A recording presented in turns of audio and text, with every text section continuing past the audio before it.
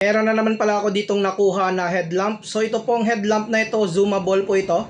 Gagamit lang pala kayo dito ng charger ng cellphone po ninyo. Bali naka Type-C na po siya. Meron naman po siyang kasamang extrang USB cable. Sa headlamp na ito po yung kanyang power switch. Ito naman yung kanyang charging port.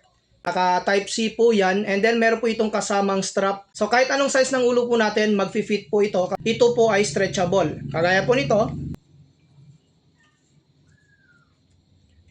At saka pwede natin yang i-tilt, pababa, pataas. So ito yung mga mode ng ilaw po niya. Pag switch on po natin, ito po yung kanyang high, low, at saka yung kanyang blinker, yung kanyang SOS. Pwede pala natin itong i-zoom.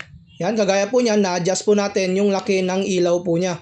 Maganda po itong gamitin, lalong-lalo na palaging mabagyo ngayon, kung palaging nagba-brownout sa atin, pwede natin itong magamit as emergency light po natin. Ganito naman po siya kaliwanag. So ito yung kanyang zoom in.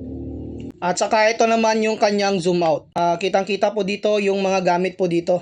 Yun nga yung test ko dito sa headlamp na ito. So maliit lang po siya pero ang liwanag na. So laking tulong. Maganda na po itong pang emergency light po niyo. So kung naghahanap kayo ng ganitong klaseng headlamp, pakiclick lamang yung ating yellow basket.